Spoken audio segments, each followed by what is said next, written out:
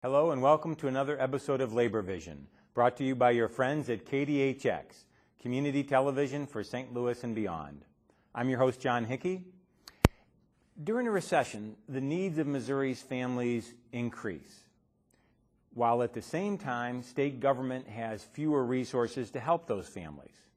On today's episode, we're going to explore that crisis with three very knowledgeable guests. Let me introduce them to you. Amy Blouin, Executive Director of the Missouri Budget Project. Hi, John. Bradley Harmon with the Missouri State Workers Union, CWA Local 6355. Yeah. And Rita Dongas with AFSCME Council 72. Thanks for being with us, Rita. Thanks for having me. So let me start with you, Amy. The Missouri Budget Project is all about understanding this challenge. What is the big picture as you see it? Well, the big picture is exactly what you said, that there are more families who are facing unemployment, dramatically more right now, than there have been in the last several decades. You know, we've reached 9.5% unemployment. At the same time, the number of families receiving food stamps has increased, the number of families receiving child care assistance in the state has increased, and the number of people who are facing either losing health care or utilizing Medicaid has also increased. So at this time of great need, we're seeing state revenue dip significantly. Okay. And it's actually below what it was almost a decade ago.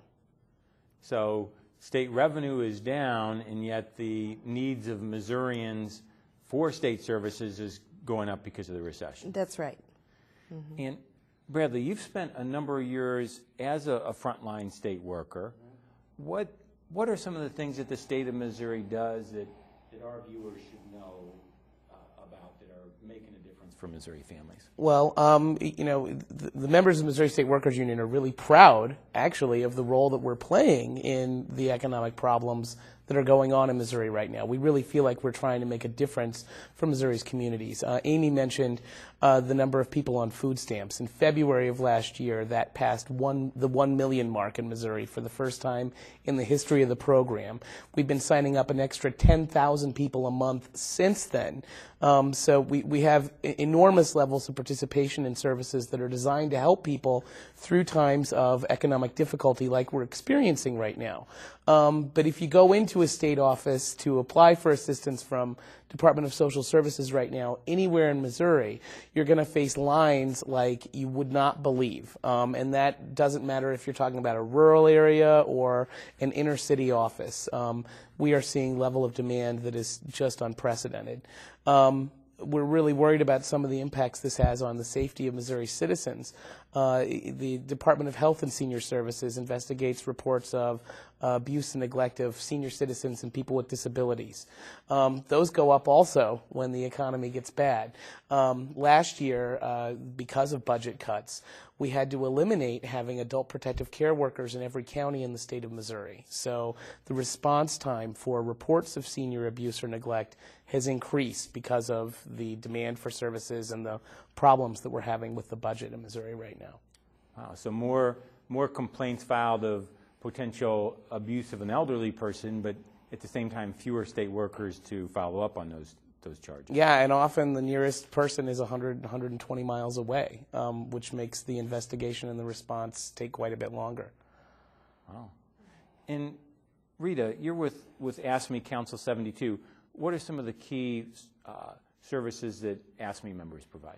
AFSCME members provide maintenance and repair for all state facilities, or many state facilities across Missouri, including state parks.